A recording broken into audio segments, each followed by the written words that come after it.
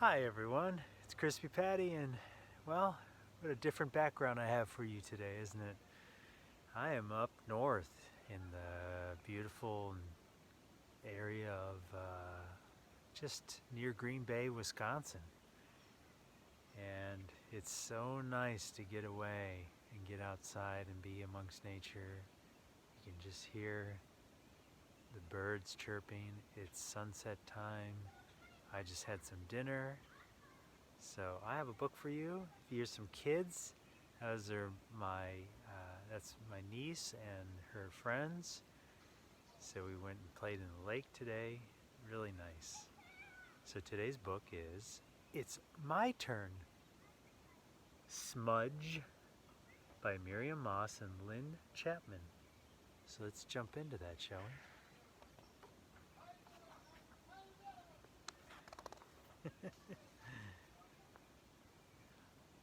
All right. Smudge and Goose were looking for water snails. Splash! Something jumped into the river. What was that? Asked Smudge.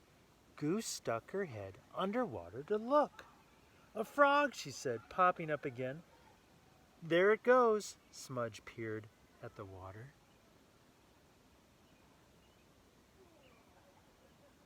Lots of people around today. Stripe, said Smudge at lunchtime. Goose can see all the river animals that live underwater. It's not fair. I wish I could. Well, let's make it a net. Let's make a net, said Stripe. Then you can catch the animals, put them in a jar, and look at them. Together Smudge and Stripe made a lovely net. Wait till my friends see this, said Smudge. And here's a jar to collect the animals in, smiled Stripe. Just make sure you put them back where you found them afterwards. Isn't that cool? That's a great idea. That is a great idea.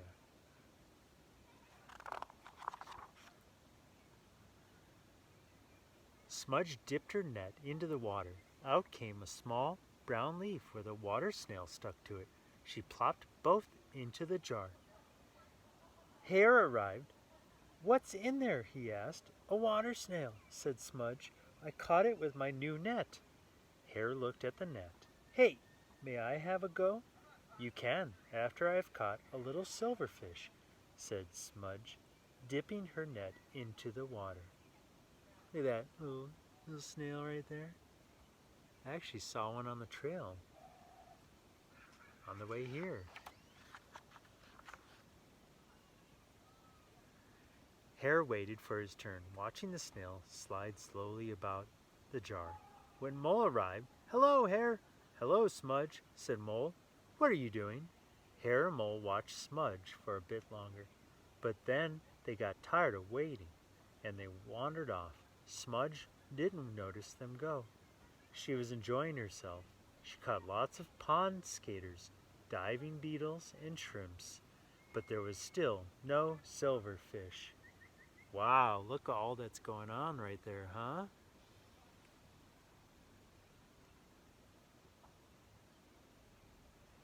There's a diving beetle.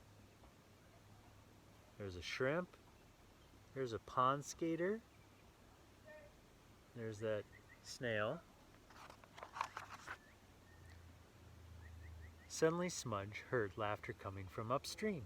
Try again, Goose, laughed Hare. Goose dipped upside down. Oh, look, cried Mole, nearly toppling into the river with excitement. She's got one. Goose bobbed up with a little silver fish in her beak. Put it in here, Goose, shouted Hare, holding out a jar. Look at that. Got the silverfish.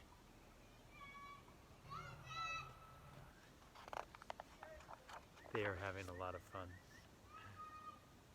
And there's dogs. Smudge watched the three friends crowd around the jar. Suddenly she felt terribly left out. I wish I'd let the others have a go with my net, she thought miserably. Then we'd all be fishing here together. Smudge gave up dipping. She sat staring at the animals in her jar, listening to the others having fun upstream. Then suddenly she had an idea.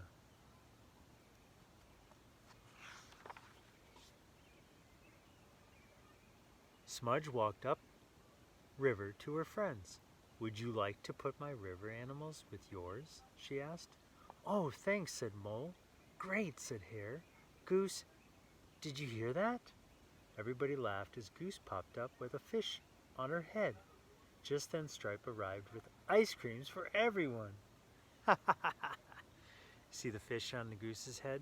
And look at all the ice cream.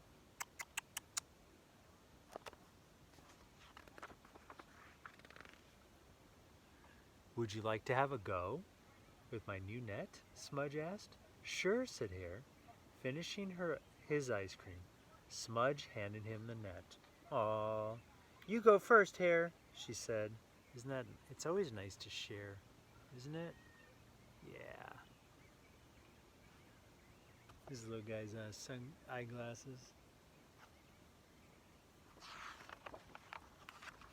That's the end. Well, thanks for joining me. This is It's My Turn, Smudge by Miriam Moss and Lynne Chapman. And we'll see you again. Keep going on adventures and reading books. I'll talk to you later.